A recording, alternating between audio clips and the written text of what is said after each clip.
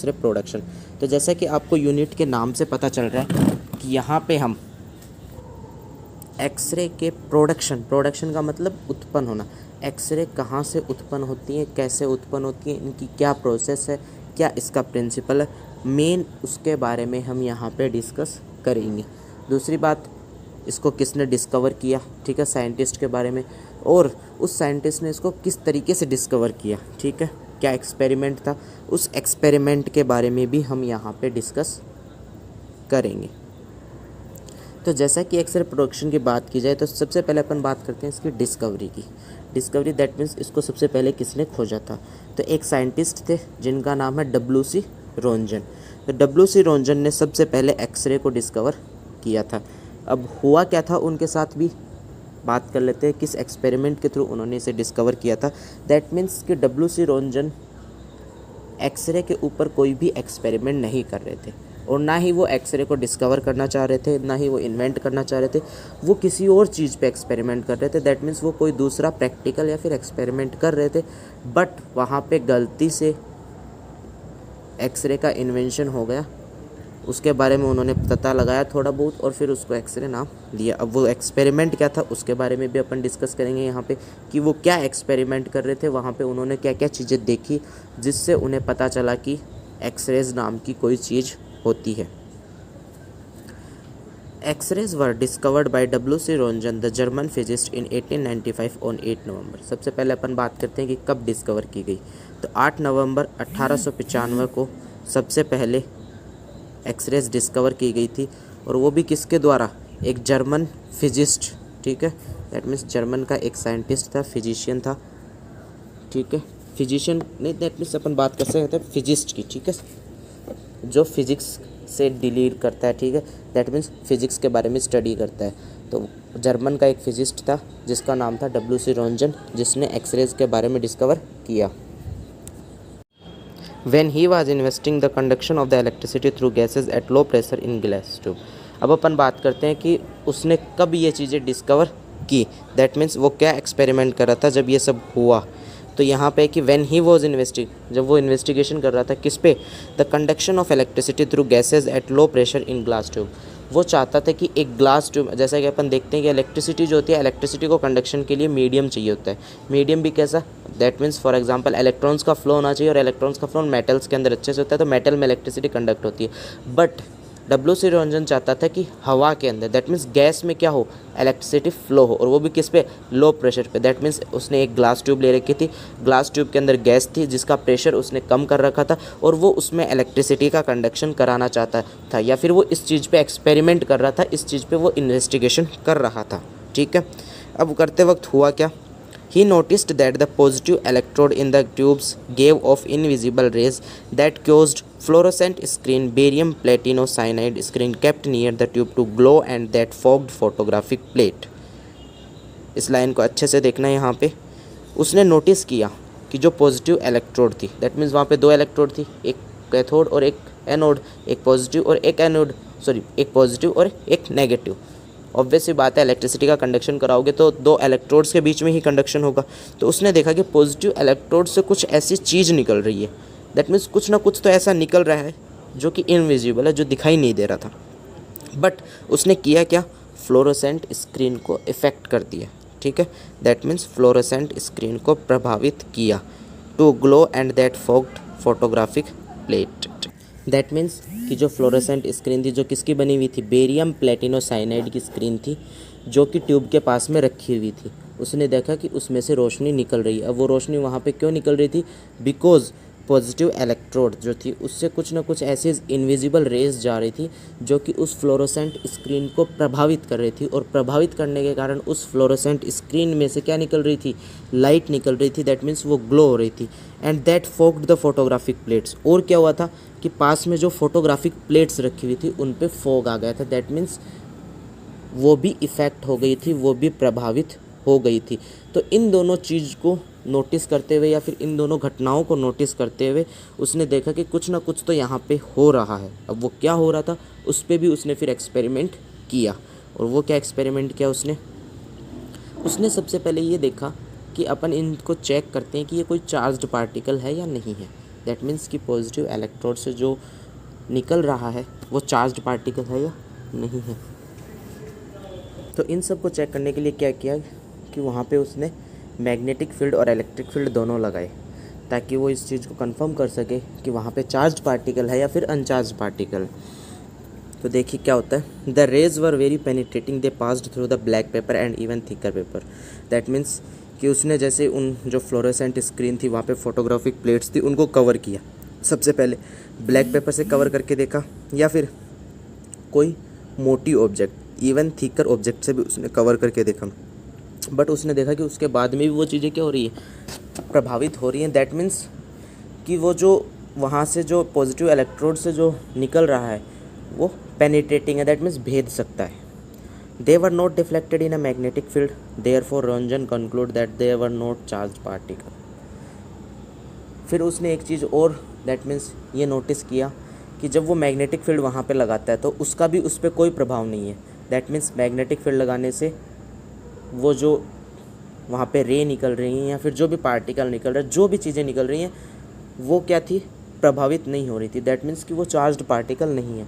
अगर वहाँ पे कुछ चार्ज होता तो वो क्या होता, मैग्नेटिक फील्ड से प्रभावित होता, वो अपनी डायरेक्शन चेंज करता है, ठीक है, बट ऐसा नहीं हुआ। तो हुआ क्या कि रॉन्जन उनके नेचर के बारे में पता नहीं लगा पाया, दैट मीन्स उनके प्रॉपर्टीज़ के बारे में पता नहीं लगाया। तो जैसा कि अपना मैथ और फिजिक्स में दो चीज़ें होती है कि जब किसी चीज़ के बारे में हम पता नहीं लगा पाते और उसको सपोज करते हैं तो हम एक्स से सपोज करते हैं। तो इसी तरीके से as their nature was not known he called them X rays. Roentgen को उनके नेचर का पता नहीं था तो रॉन्जन ने फिर उनको क्या नाम दे दिया, एक्स रेज नाम दे दिया। दैट मीन्स कुछ किरणें आ रही हैं ऐसी जो कि ना तो मैग्नेटिक फील्ड से प्रभावित हो रही हैं, ठीक है, और वो बहुत पेनिट्रेटिंग भी हैं, ब्लैक पेपर से भी पास आउट हो जाती हैं, इवन थिकर ऑब्जेक्ट से भी पास आउट हो जाती हैं।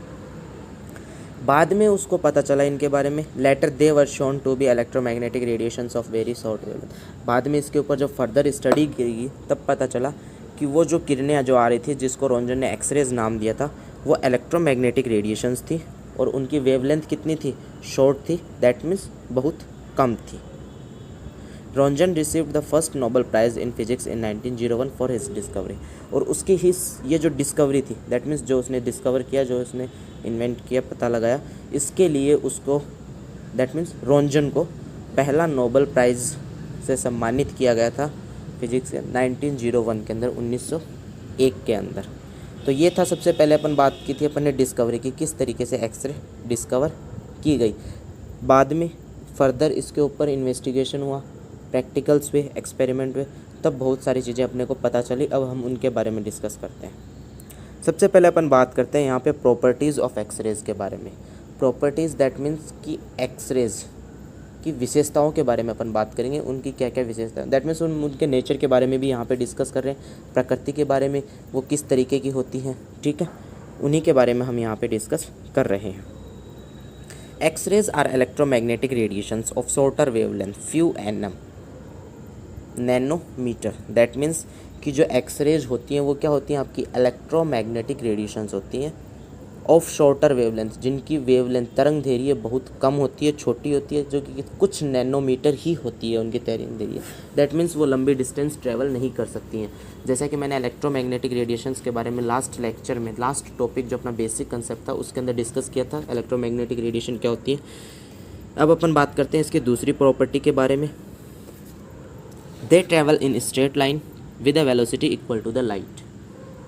तो जैसा कि मैंने आपको इलेक्ट्रोमैग्नेटिक रेडिएशन में बताया था कि इलेक्ट्रोमैग्नेटिक रेडिएशन की वेलोसिटी क्या होती है, 3 × 10⁸ मीटर पर सेकेंड। और आपको ये भी पता है कि लाइट की जो स्पीड होती है वो भी क्या होती है, 3 × 10⁸ सेकेंड। तो इस तरीके से अपन कह सकते हैं कि जो आपके एक्सरेज है वो एक स्ट्रेट लाइन में ट्रैवल करती हैं और किस वेलोसिटी से, इक्वल टू द लाइट की वेलोसिटी से ये ट्रैवल करती हैं, और लाइट की वेलोसिटी होती है 3 × 10⁸ मीटर पर सेकेंड।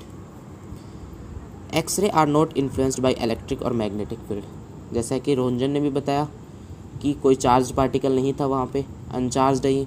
जब इन पे चार्ज ही नहीं होगा तो ये इलेक्ट्रिक दैट मीन्स विद्युत और मैग्नेटिक फील्ड दैट मीन्स चुंबकीय क्षेत्र से कभी भी प्रभावित नहीं होती है। इन्फ्लुएंस्ड का मतलब यहाँ पे प्रभावित, नॉट नहीं, that means X rays are not influenced by electric और मैग्नेटिक फील्ड्स।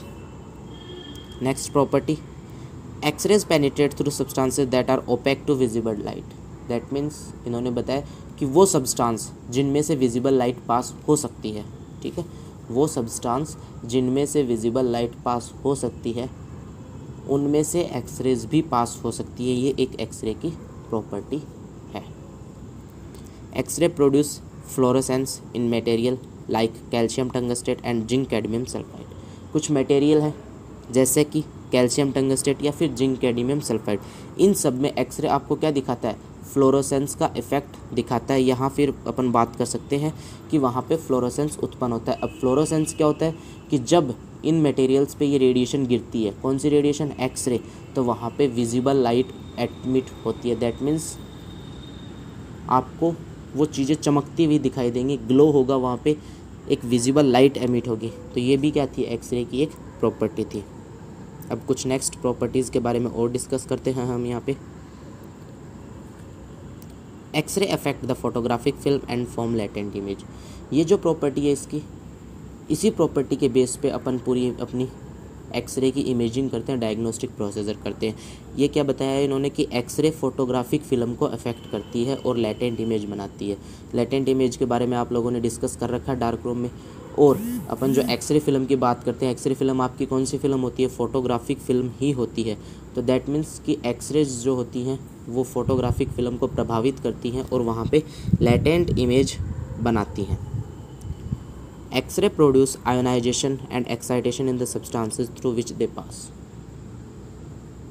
दैट मीन्स कि किसी भी सब्सटेंस से जब एक्सरेज गुजरती हैं तो उस सब्सटेंस के जो एटम्स हैं उन एटम्स के अंदर क्या होता है, आयोनाइजेशन भी होता है और एक्साइटेशंस भी होता है, ठीक है।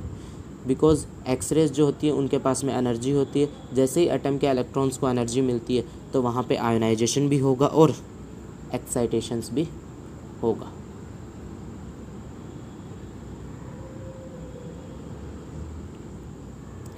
X-ray produce chemical changes in the substances through which they pass. जैसा कि अभी मैंने आपको बताया कि आयोनाइजेशन होगा और एक्साइटेशन होगा। अगर यहीं पे अपन केमिकल सब्सटेंस की बात करें तो केमिकल सब्सटेंस में भी क्या होगा, आयोनाइजेशन होगा, एक्साइटेशन होगा। आयोनाइजेशन होगा तो क्या होगा, वो एटम्स रिएक्टिव बन जाएंगे। रिएक्टिव बनेंगे तो वहाँ पे क्या होगा, वो एक दूसरे एटम के साथ में रिएक्शन करेंगे। और जब रिएक्शन करेंगे तो ऑब्वियस सी बात है, केमिकल के अंदर अगर रिएक्शन हो जाती है तो केमिकल चेंजेस आ जाते हैं। दैट मीन्स वहाँ पे कंपाउंड ही चेंज हो जाता है। तो इसके थ्रू अपन बोल सकते हैं कि X ray produce chemical changes in the substance through which they pass. जिस भी सब्सटेंस से एक्सरेज निकलती है वहाँ पे केमिकल चेंजेस भी आ जाते हैं। दैट मीन्स पहले जो केमिकल थे वो नहीं रहेंगे, कुछ अदर केमिकल नए बन भी जाएंगे, कुछ बॉन्ड टूटते हैं, कुछ बॉन्ड बनते हैं।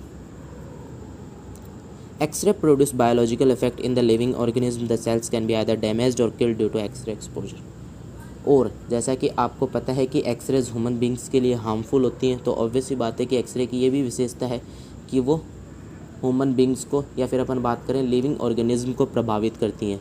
और प्रभावित करती है तो वहाँ पे कौन सा इफेक्ट देखने को मिलता है आपको, बायोलॉजिकल इफेक्ट देखने को मिलता है। बायोलॉजिकल इफेक्ट में क्या होता है, the cells can be either damaged और killed due to the X ray exposure. जो अपनी कोशिकाएँ होती हैं, शरीर की कोशिकाओं को एक्सरे एक्सपोजर लगने से या तो वो क्या होती हैं, डैमेज हो जाती हैं, या फिर वो पूरी तरीके से किल हो जाती हैं। दैट मीन्स डाई हो जाती हैं, ख़त्म हो जाती हैं। तो दैट मीन्स ये कुछ एक्सरेज की प्रॉपर्टी हैं, ठीक है, एक्सरेज की विशेषताएं हैं, एक्सरेज के नेचर के बारे में हमने डिस्कस किया। अब अपन बात करते हैं प्रोडक्शन की। सबसे पहले अपन ने बात की थी डिस्कवरी की, अब करेंगे प्रोडक्शन के। दोनों में डिफरेंस है। डिस्कवरी में हमने केवल इतना डिस्कस किया था कि W.C. रोंजन ने इसको डिस्कवर किया और इस एक्सपेरिमेंट के थ्रू से पता चला।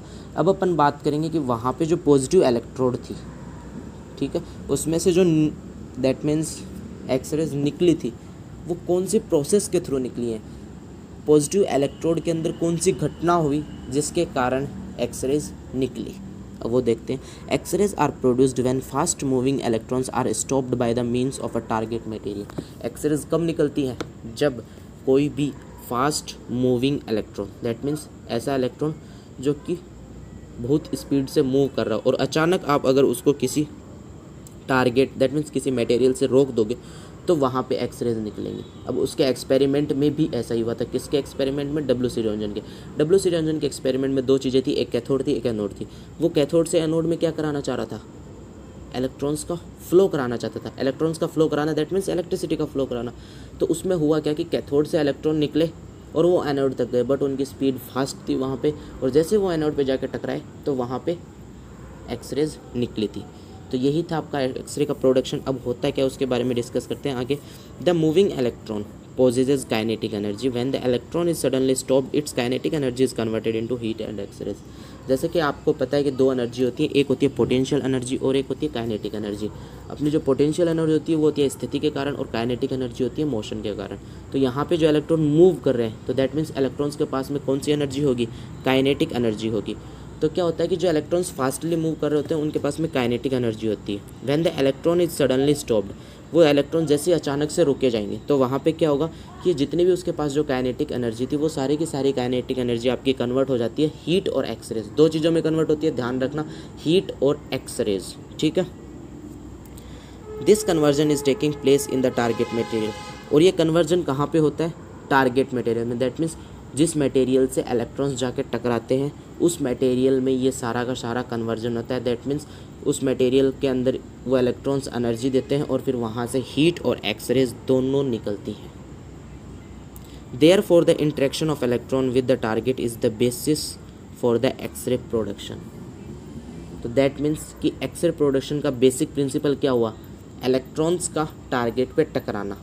अब वो किस तरीके से टारगेट पे टकराते हैं, वहाँ पे क्या क्या प्रोसेस होती है, दैट मीन्स आयनाइजेशन और एक्साइटेशन की बातें होंगी यहाँ पे। तो किस किस प्रकार का आयनाइजेशन होता है, किस किस प्रकार का एक्साइटेशंस होते हैं, और वहाँ पे हीट कैसे निकलती है, एक्सरेज कैसे निकलती हैं, ये सारा डिपेंड किस पे करता है कि किस तरीके से आपके इलेक्ट्रॉन टारगेट से जाके टकराए। तो जैसा कि अभी अपन ने बात की इंटरेक्शन की, तो अब अपन बात करते हैं कि इलेक्ट्रॉन अपना टारगेट से जाके टकराएगा। अब वहाँ पे किस किस प्रकार के इंटरेक्शन होंगे उनके बारे में बात करते हैं।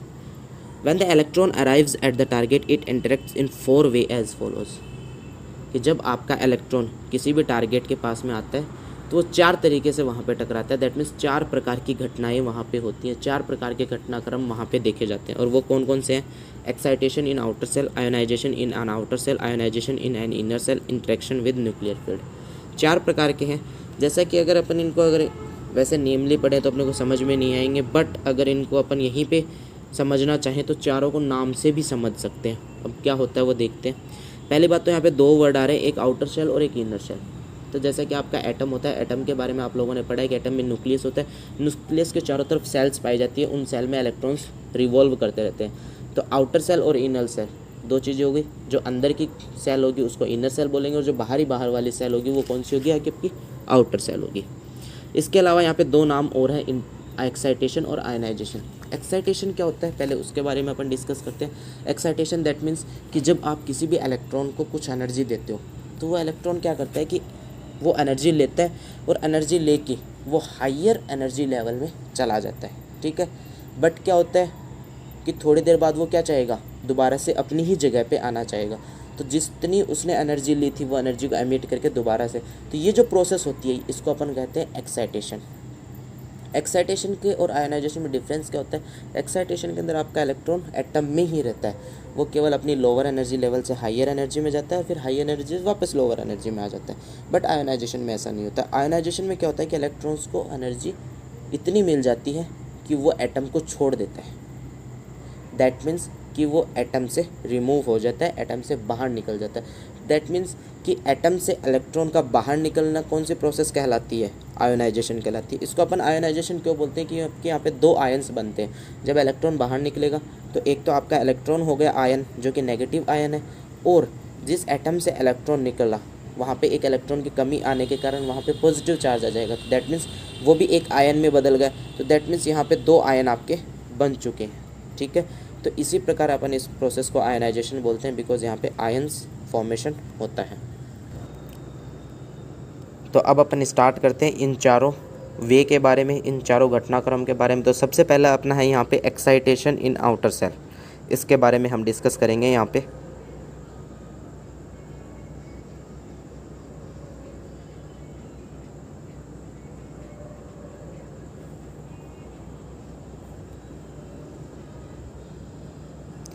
तो जैसा कि एक्साइटेशन इन आउटर सेल की अगर बात की जाए तो यहाँ पे दो वर्ड है, ध्यान से समझना। पहला एक्साइटेशन और दूसरा आउटर सेल। तो दैट मीन्स ना तो अपने को आयन इनर सेल से रिलेट करना है ना आयनाइजेशन से रिलेट करना है। एक्साइटेशन का मतलब क्या बताया मैंने आपको कि इलेक्ट्रॉन को थोड़ी एनर्जी मिलेगी और वो इलेक्ट्रॉन क्या करेगा, उस एनर्जी को लेके हायर एनर्जी लेवल के अंदर ट्रांसफ़र हो जाएगा और फिर कुछ समय बाद में वो एनर्जी को एमिट कर देगा, मतलब जितनी एनर्जी उसने ली थी वो फ्री करेगा और वापस से अपनी जगह पे आ जाएगा। बट ये प्रोसेस होगी कहाँ पे, आउटर सेल में होगी, इनर सेल में नहीं होगी। तो ये जो पूरा घटनाक्रम कहलाता है ये क्या कहलाता है, एक्साइटेशन इन आउटर सेल। अब क्या होता है इसके अंदर देखते हैं। The incident electron interact with an electron in outer shell of the atom of the target. अपन बात कर रहे थे यहाँ पे इलेक्ट्रॉन के इंटरेक्शन की। तो दैट मीन्स जो फास्ट मूविंग इलेक्ट्रॉन आया वो आपका टकराएगा, और किससे टकराएगा, टारगेट मटेरियल के एटम के आउटर शेल से, और आउटर शेल के इलेक्ट्रॉन से टकराएगा। अब टकराने के बाद में क्या होगा, the incident electron transfer a small amount of energy to the outer shell electron of the atom and this outer shell electron displace to a higher energy level. जो इंसिडेंट इलेक्ट्रॉन आया था वो कुछ अमाउंट में energy देगा, किसको देगा, outer shell के एटम के एटम के आउटर शेल के इलेक्ट्रॉन को देगा। टारगेट मटेरियल पे वो टकरा रहा है तो वहाँ पे जो इलेक्ट्रॉन है आउटर शेल का उसको वो एनर्जी देगा। एनर्जी देने से क्या होगा कि जो आउटर शेल का इलेक्ट्रॉन था वो अपनी जगह से डिस्प्लेस हो जाएगा, वो अपनी जगह से चला जाएगा, और कहाँ जाएगा, हायर एनर्जी लेवल में चला जाएगा। Now after some time the excited electron return to its original shell and emit some energy. और अब क्या होगा, कुछ समय बाद जिस इलेक्ट्रॉन ने एनर्जी ली थी और जो इलेक्ट्रॉन लोअर एनर्जी लेवल से हायर एनर्जी लेवल में गया था वो अब वापस से अपनी जगह पे आना चाहेगा। तो अपनी जगह पे वो कब आएगा, जब उसकी एनर्जी उतनी हो जितनी पहले थी। अब उसकी एनर्जी ज़्यादा हो रखी है तो उसको एनर्जी को एमिट करना होगा। एमिट करने का मतलब निकालना। वो क्या करेगा, जितनी एनर्जी उसने ली थी वो उतनी एनर्जी को एमिट करेगा, एमिट करके वापस से अपनी ओरिजिनल स्थिति में, अपनी ओरिजिनल पोजीशन में आ जाएगा। दोबारा से देखना इस प्रोसेस को एक बार। Excitation in outer shell, cathode से इलेक्ट्रॉन निकला, इलेक्ट्रॉन जाके एनोड पे गिरा, एनोड पे टकराएगा। एनोड पे टकराने पे क्या होगा कि वो जो इलेक्ट्रॉन है वो एटम के आउटर शेल के इलेक्ट्रॉन से टकराएगा और उसको थोड़ी सी एनर्जी देगा। थोड़ी सी एनर्जी देने से आउटर शेल का इलेक्ट्रॉन क्या करेगा, एक्साइट हो जाएगा, उत्तेजित हो जाएगा और वो हायर एनर्जी लेवल में चला जाएगा। फिर कुछ समय बाद वो जो इलेक्ट्रॉन था जो एक्साइट हुआ था वो दोबारा से अपनी लोअर एनर्जी लेवल में आएगा, दैट मीन्स अपनी ओरिजिनल पोजीशन में आएगा, और जो एनर्जी उसने ली थी वो एनर्जी वो एमिट कर देगा। अब अपन बात कर रहे हैं यहाँ पे कि वो किस फॉर्म में एमिट करेगा। This energy appears heat in the target. ये केवल और केवल हीट के फॉर्म में निकलती है। तो दैट मीन्स कि जो पहला जो अपना इंटरेक्शन है एक्साइटेशन इन आउटर सेल, उसमें एक्सरेज कभी भी नहीं निकलती हैं।